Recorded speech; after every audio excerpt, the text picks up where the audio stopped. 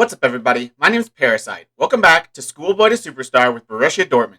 Today we have Bayern Munich at Signal Iduna Park in the Bundesliga. We are the top two teams in the Bundesliga currently. We have a game in hand on them. So they have a point, but they have dropped 2 points this season. We have not dropped a point yet. So if we win, obviously, whoever wins this game goes top of the table. So it's a big match. It's a real big match. And like I said, we have not dropped a point yet. It's gone really, really good. Ever since that Leverkusen match, we had another 4-1, another 4 goals this time against Schalke, 4-1 this time, but a lot of goals came late. Well, 2 of the goals came late. Even their goal came pretty late, so yeah, we were 1-0 up at halftime. 57-minute, Champions was 2-0 up. Then they scored to bring it 2-1, and then Holland and Papetti in the 87th and 91st minute to seal the deal and give us the win. So that was a good victory. Then weren't nearly as impressive against Hertha. Only 1 goal. Jude Bellingham in the 80th minute. Just the team played well. The finishing was terrible this game. They could not finish anything. They had so many clear-cut chances. Like Holland had a lot of clear-cut chances. Sancho. A lot of these really good finishers had a lot of clear-cut chances they just missed. It was just such a frustrating game. But eventually Jude Bellingham got the goal. I want to look like the match stats. We absolutely dominated them. I think they had 1 shot. They had 1 shot, none on target. We had 22 shots, 11 on target, 3.2 XG, and we only scored the 1 goal. We just created so much. We just could not finish this match. Then that changed because we played Gladbach and Freiburg and put up 6-0 in both. So we're going into this match on some pretty good form, coming off the back of 2 straight 6-0 wins. One of them away against Freiburg, who were not a bad team. Gladbach aren't bad either, but we beat them 6-0. Holland getting a hat trick in both games. So Holland coming off 2 straight hat tricks, 2 straight 6-0s. Chan with a couple goals this game, Ukoko getting a goal. And then the other goal scorers are Sancho with a brace and Meunier with a goal. So 2 players with hat tricks and braces in the last 2 games. It's looking good. If we can continue that kind of form, we already put 6 back past Bayern Munich already. So, I mean, with the way things are going, we could put another 6 past them. We've scored 6 goals in 4 games to start this season. There's been 7 games. We've put 6 in 4 of them. 1 was against a semi-professional team, but still, 1 was Bayern Munich, Gladbach, and Freiburg. That's pretty impressive. So, yeah, things are going very well.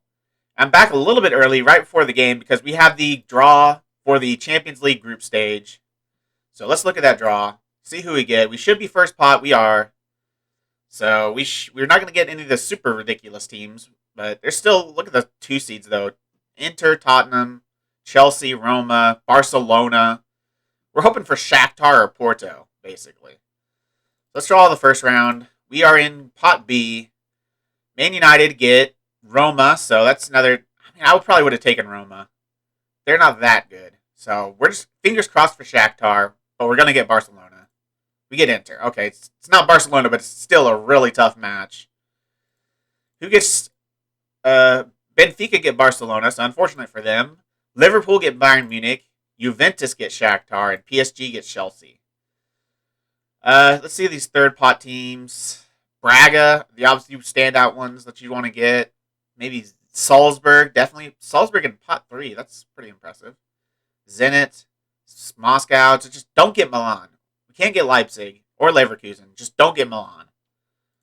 Which means we're going to get Milan. That's a tough group. United, Roma, Leverkusen. Please not. Well, actually, we can't because we have Inter. Right. So we can't get Milan. So we should be good. Could have been easier. There were definitely some easier teams in there. That wasn't one I really mentioned because they're kind of right in the middle.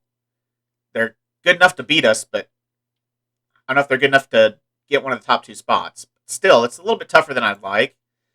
Madrid and Tottenham get Zenit. Atletico Madrid and Porto get Salzburg. So Atletico Madrid should absolutely walk that group. Benfica get Barcelona and Moscow. That gives Benfica a good chance to qualify.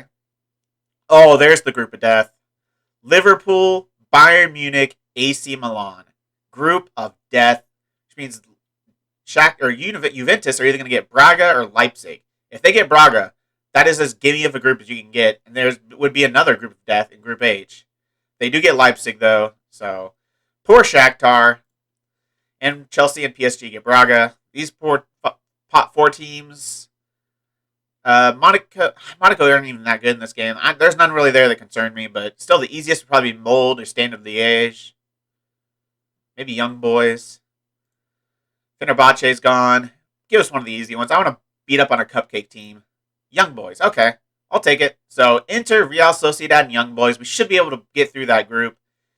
I don't know if we can win it over Inter. That's going to be tough. Like, those are going to be two really tough matches, but see who the rest of the groups are. Olympiacos, Monaco, Mold. Let's see. If they get Stade Rennais, I just feel bad. They get PSV. Poor PSV.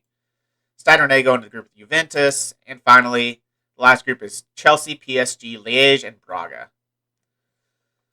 So I'm pretty happy with that. I'm pretty happy with that group. It could have been a lot easier, but it could have been a lot harder too. So we should be able to progress through this group. I want to show one last thing before we get into the game. We are coming up on a World Cup. After this month, we play October, and then November there are no games except for this Real Sociedad game. Before the group stage, there wasn't a game, but so yeah, there's no games other than this one in November, which means November is the World Cup. We don't have another game till the end of December, so we've got a pretty big break in there. And I wanted to show the World Cup groups. FIFA World Cup. So these are the groups for the FIFA World Cup. Ghana, Qatar, Ukraine, and Uruguay. So, I mean, I don't know how good Ghana is, but Uruguay should easily get through that group. Ukraine and Ghana, Ukraine should probably get through, but Algeria, Australia, Brazil, and the USA. Brazil should coast past this group. USA hopefully can get through in second place. I mean, they could shock a result against Brazil, but I think second place is probably a good call. Algeria's not bad, though. Neither is Australia, so it's not going to be easy. It's a more difficult group than you really realize, I think. So that'll be interesting. See if USA can get through that group. Group C, Mexico, Spain, Tunisia, and Turkey. That's a pretty tough group, too. Tunisia aren't to be trifled with. They're not a bad team. Turkey are always competitive because they produce so many good youngsters. They just don't know how to develop them. So, yeah, that'll be interesting. Mexico and Spain fighting for top spot. Should be Spain. Mexico's a decent team too, but I would assume Mexico and Spain get through that group. Costa Rica, England, Portugal, and South Korea. So there's England's group. Portugal and South Korea will be pretty good competition for them. They should be able to get through that group, though. Costa Rica shouldn't be a problem. They're not that good anymore. Belgium, Chile, Egypt, and Switzerland. I don't think Salah is still playing for Egypt, so that group shouldn't be too much of a problem for Belgium. Chile's not bad, but a lot of their good players are old, so they might not be playing at all at this point. Switzerland aren't a bad team either, but Belgium should win that group. Holland, Iran, Italy, and Ivory Coast. Again, it probably should be Italy and Holland. Ivory Coast could give them a little bit of competition. Iran should be a walkover. They should absolutely smash Iran, both of Holland and Italy. See if Italy can go from having in real life, winning the Euros to winning the World Cup. That'll be interesting. How they do in the World Cup season. Group G, Colombia, Germany, Russia, and Uzbekistan. Uzbekistan should get absolutely walloped by the top three. Russia might not beat them that comfortably, but Germany and Colombia should probably absolutely wallop them. And then the final group, Argentina, Croatia, Iceland, and Japan. Croatia really aren't as good as they used to be. Iceland, I don't expect too many things from Iceland, really. Japan, a lot of their really good players are old, too, so I don't know if we'll see much from Japan. So Argentina should probably walk that group. But those are the groups for the World Cup. I'll show you the results after the World Cup is over. But that's a long ways down the line right now. First, we need to play Bayern Munich. I'll advance to that day, get the team selection sorted out, and then I will see you for the Bayern Munich match. And we are back on the day of the Bayern Munich match. Before we get into that, I want to show one last thing. The transfer window is closing pretty soon, and I think we've done all the business we're going to do. There's not a whole lot really out there. Like, most of the players that look good, that clubs just aren't willing to sell for any reasonable amount of money. Like, it's either $100 million or something like $50 million, but I'm not willing to spend that on players that don't have that good of current ability. Like, if they're under 18 and under, and they've got, like, 2.5 to 3-star current ability, and, like, 5-star potential, I'll pay up to $25, $30 million for him. But I'm not going to give it $30 million for a guy that's 1-star current ability, 5-star potential. He's going to take so long till he gets up there that it's just not worth it for me. So a couple signings we have made. This one we actually made. These first two actually made last season, but I don't know if I ever showed him. Marco Bortalatti, a German not international, not even youth international. Made no under 21 appearances, but a German youngster that doesn't really have the potential I thought he had when I signed him. I'm not super happy with that one. 3.5 reason to 4.5 million. That's a little bit more than I'd like to spend for somebody only as good as he is, but it said he had like 4.5 star potential, but once he got here, it went down to 3.5, and yeah, you'll have some misses. Paul Oduran is an American player from the Colorado Rush. We got on a free. Again, he doesn't have that much potential, but he's got some really good numbers in here, like really good mentals, good first touch passing technique. Like, he's got some attributes. Like, he could be a useful backup player for us, and we got him on a free. So, and he's only on 5K a week. Like, there's no downside to this. He might not be the most superstar potential player, but you're not going to get that for a free player for most of the time. So, especially an American from the MLS lower leagues. So, yeah, that one's fine. But the one I'm more excited about is Zakaria Morissette. Well, I was more excited about, because when I signed him, it said he had 5-star potential, 2.8 million on a relegation release clause. I thought we were getting an absolute steal, and he's not that good. So, I mean, look at those. Dribbling, finishing, first touch. Like, that ball control and finishing is amazing. Passing as well, amazing. Physicals are decent. 16 jumping reach at 6'6". He looks so good. He just doesn't have the potential. So that's really disappointing. It said he had 5-star or 4.5-star, one of the two. But once he got here, it went down to 3.5. And he's just one of those that isn't going to get much better than this, I think. So that's disappointing. I thought we had a future superstar on our hands, but looks like he's just going to be maybe a squad player at best. 2.8 million, not the biggest outing, so not the worst amount of money to spend. We've got 200 million to spend. 223 million in our transfer budget. So I think we can get by on wasting 2.8 million on a guy that we thought had a lot of potential. And 320K in the wage budget. So we've got so much money available that we're just not spending. I think all these I'm not sure if they've all been taken out already, but even some of these aren't the biggest outlays. 5.25 to 6.25 million. I mean, I don't even have his scout report anymore, but pretty sure he's a 4-star player, so not the worst. He's got some good numbers, 15 tackling, some good physical ability. So I think I'm okay with that. So I'm not too concerned with any of the signings we've already had. Like, if we paid 15 million for that guy, for one of these guys, and they turned out looking like that, I'd be a little upset. But under 5, I'm fine. I'm fine with that. It's worth it for the punt. We've got the money to spend. And the only players that have left are just youngsters that left on frees. If we go to free transfers, or release players, I guess it is, a bunch of youngsters. Sergio Gomez being one of the notable ones. Looks pretty decent, but he wanted to be a squad player, and he wanted a 5-year contract. And he has 3-star potential, like 2.5-star current ability, 3-star potential. I just can't give a 5-year contract to a player that I don't think is a long-term future at the club. Like, I just can't do that. I don't know if I'll be able to sell him or not, so I could be stuck on over 16K a week. I'm sure he would have wanted more from us, because they always do. But I would have been stuck with that player on my hands for 5 years, and I just couldn't justify it. Another one I couldn't justify is Luka Unbahan. He's gone to Hansa Rostock. Again, 2.5-star current ability, 5-star or 3-star potential. Wanted a 5-year deal.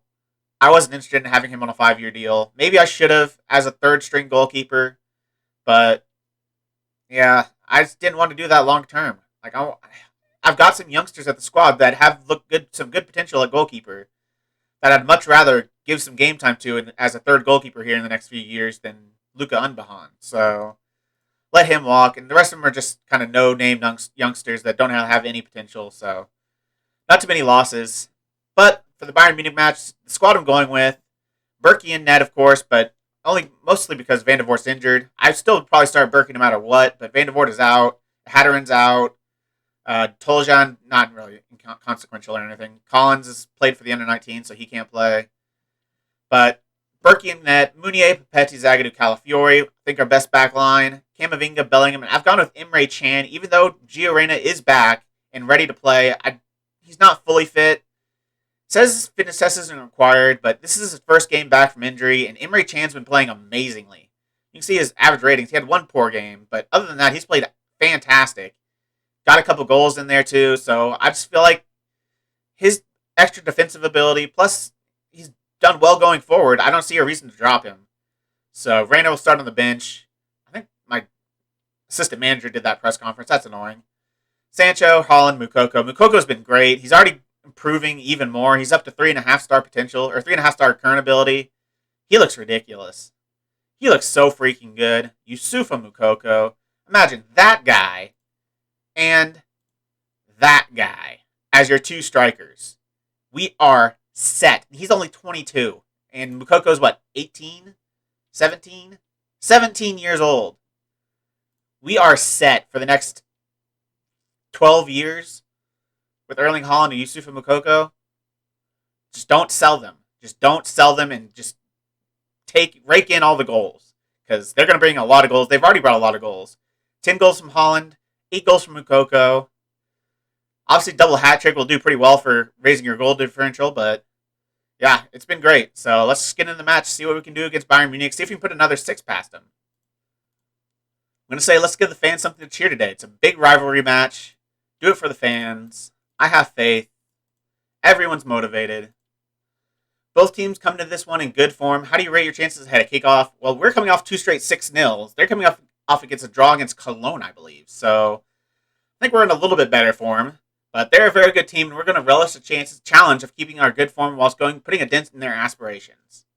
You and Hansi Flick have a pretty healthy relationship. How are you looking forward to this one?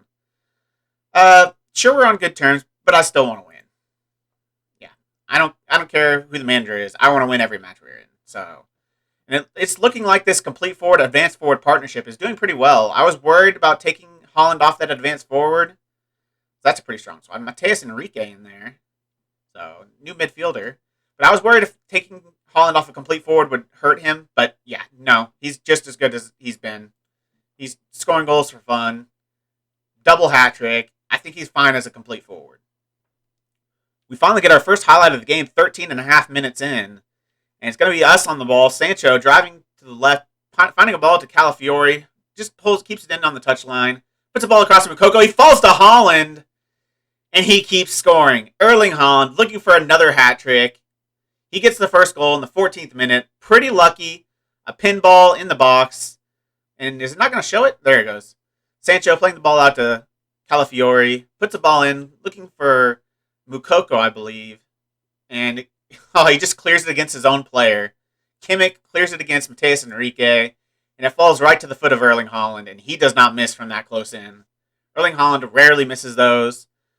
The one match where he only scored 1 goal, like he was missing those, but for the most part, he scores them every single time. And now we have another highlight here in the 30th minute. It's going to be a Bayern Munich highlight this time as Davies is on the ball. And he gets intercepted by Camavinga. He's in a lot of trouble though, and he gives the ball away to Kimmich, into Gnabry, back to Kimmich in a lot of space, a lot of time. He puts the ball in for Muller, but Petty getting his head on it. Emre Can almost picking up the loose ball. But it's going to fall to Kimmich again. Mateus Enrique gets stolen off his foot by Emre Can. And the ball's up to Mukoko, who's going to use his pace to just fly past the defender, just run into the box. And then you got to pass that. You're horizontal to the goal. Like, you're never going to score that. Pass it. There's 3 players in the box looking for the ball. So frustrating. And I can't really blame Mukoko because it's in the game. Like, it's just the thing everyone does when they get to the touchline. They always go for goal if they're that close in. It's so frustrating. Calafiori doing a good job there, getting the ball across and almost getting a goal from it. Header on target, but gets saved. Sancho on the ball. It's been all Borussia Dortmund so far. Davies with a good tackle, though, but it's going to go outside. No, they say it might be a foul. Is this going to be a penalty? It's seeming like it might be. And it's not a penalty. Oh, dang it. It didn't look like one, but usually those are given as penalties, but not this time. I'm okay with that. It didn't look like a penalty, so I'm not going to freak out about that. But it looks like we're going to go to halftime absolutely dominating Bayern Munich. They've had 1 shot, none on target. We've had 7 and 4. They have the possession lead, but they love possession. We don't care about possession. Guard against complacency. Sancho, there's a lot more to come from you. Motivated. There we go. Haaland having a great game, Sancho having a great game, Calafiori having a great game. So it's good to see that. Like, I wasn't sure what to do with this left back position because Calafiori, I'm not sure if he's ready to be a full-time starter. And Rafael Guerrero's just not very good. So I settled on Ricardo Calafiori, and he's repaid my faith in him. So that's good to see.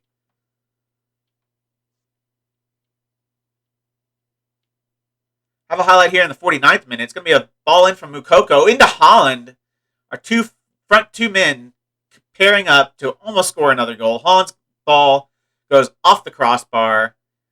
And it's going to be a Bayern Munich highlight for one of the very few times this game so far, but it's going to be cleared by us. Only as far as Upamecano. Into Kimmich. And that ball gets intercepted looking for Lewandowski. And Moukoko running at the defense. What you do not want. Moukoko and Haaland running. Oh, you could have done better there, Yusufa. Keep running. Get closer. Don't take that long shot. You got Haaland running right next to you. You probably could have made the pass there. I don't know if he was onside, but there was a pass on there. Chan not having his best game today. 6.6 and on a yellow. That might be Gio Reyna music. You don't need another goal, though, so, I kind of don't want to... As Moukoko's through on goal, but it gets blocked. What a good 1-2 that was between Moukoko and Haaland. But I don't really want to take off Chan because he's pretty good defensively. Like, he's much better defensively than Reyna is. But he's on a yellow. He's only on a 6.6. Any other player, and I'd take him out. If that was... Oh, as the ball comes... Oh, of course he's going to score. Of course, because I said all that, Emre Can scores. So I guess I won't be taking off Emre Can. As that was pretty fortunate again. I feel like we've benefited from two pretty lucky goals. Sancho with the ball, putting in the cross, and Davies actually intercepting it, falls to Meunier, puts the cross in, hits off a Bayern Munich defender, and falls right to Emre Can, who can't miss from that close in. Goalkeeper completely out of position. And we go 2-0 up.